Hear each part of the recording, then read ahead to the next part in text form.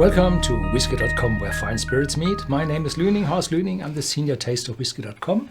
This is my son Ben, the master taster, and together we're tasting the Edradour 10 years of age, cask strength, vintage 2012 in the Decanter selection. Cask strength, I really like it.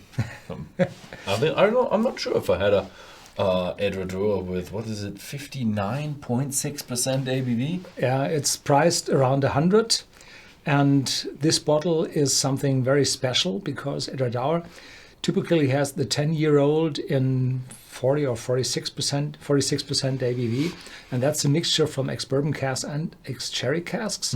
Then there are the signatory vintage bottlings, the independent bottler, which is owned by Andrew Symington, the proprietor of Edradour, and there we have a full 100% sherry cask matured Edradour, and this is now a 100% ex-bourbon cask matured Edradour.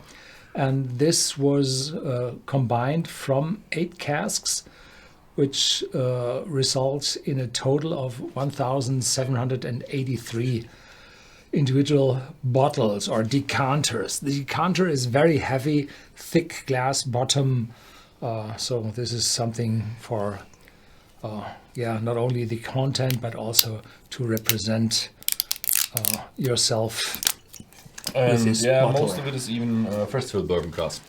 So, have you ever tried the Edradour Decanter series? And do you like it? Or in general, do you like the cask strength? Do you buy cask strength or usually drinking strength?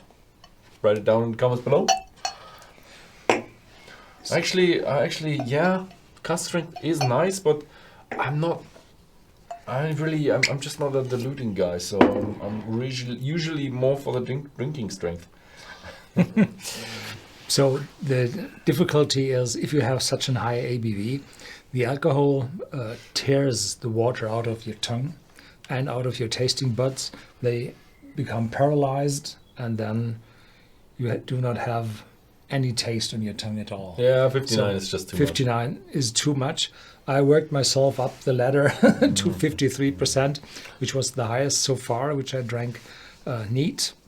But typically, reducing the strength, a little bit of still water increases the amount of aromas, because alcohol is able to solute a lot of things, a lot of ingredients in it. And if you reduce strength, those ingredients have to evaporate off from the liquid. So in the moment you're diluting, the amount of aromas increase a lot. Yeah, they increase and the alcohol strength decreases. No, today I'm sitting really low. I have to correct the camera. Yeah, so first is bourbon cask style. Alcohol is smellable, detectable, really friendly, not too intense. No. Yeah, what do you think? Yeah, the thing is, I actually prepared myself. I smelled before you said it, and I actually have very much the same. It's the first thing you realize, it's very, very, very bourbon style. You have the vanilla, you have the caramel, you have very nice sweetness to it. When you put in your nose a bit too deep, then you do realize, oh yeah, that's the cask strength. There is a lot of alcohol in there.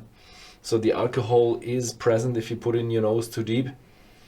And yeah, I don't think it will be harshly in terms of a spirit character. I don't think so.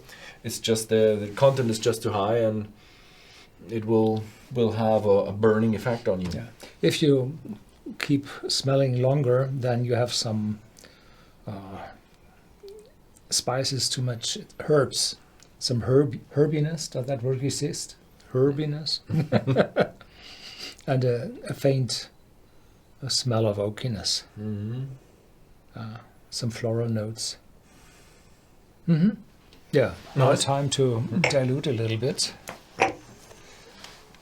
So how much? This is up to 60. You want to go down to 40.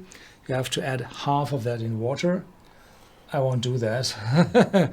Just go a little bit, so I'm reaching down to 50.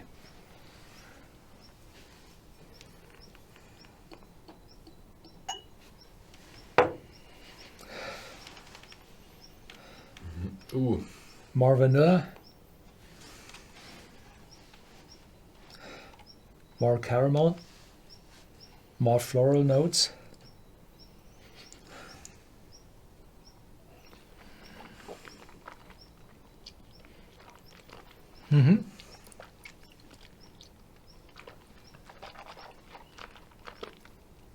Oily, juicy, still strong.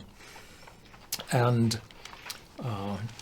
if you dilute, or the highest viscosity of a water alcohol liquid is at around 43 to 46%. So this is quite nervous in your glass because the viscosity is not that high and you feel it a little bit in your mouth. So it's not that strong and oily. So I will dilute further down. At the beginning I was afraid that I've actually killed it. I've added too much water, but in terms of nose, it actually, from my point of view, it became weaker.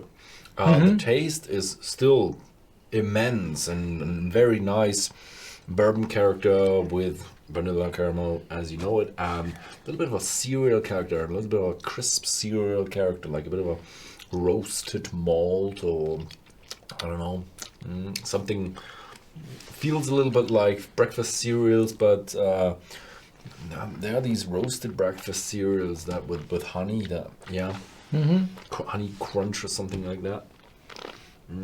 Going a little bit further down increases the taste, in my personal view. Well, it doesn't. It was far too strong. Probably you're down already where I am, and then the vanilla caramel note increases a little bit. It's more friendly to your tongue. Oh, yeah. That's not only a wonderful ex-bourbon cask bottle, but as well has a wonderful appearance. Is very good as a gift for relatives and the uncle from which you will inherit a fortune. It can really take water, as in from the taste in your mouth, but as in from the aroma and your smell. I think if you add more water, it just waters it down. I do have a little bit of a floral, nice note to it, but it's far away from what you take in your mouth. So in terms of, there's always the question, does it do well with water? And the nose doesn't, but the taste really does. Yeah. Yeah. That's it for today. So this is a limited bottling. I don't know where it's all available. I think there will be others for the US market with the 0.75 liter bottles. And from year to year, there will be others coming out. This is the 2012 vintage, bottle 2022, just the actual one coming out. So there will be more. And I've seen, do not mix those bottles up with others which were bottled by a Signatory Vintage with the same decanter from other distilleries. Yeah, this is Edradour from Edradour. Yeah.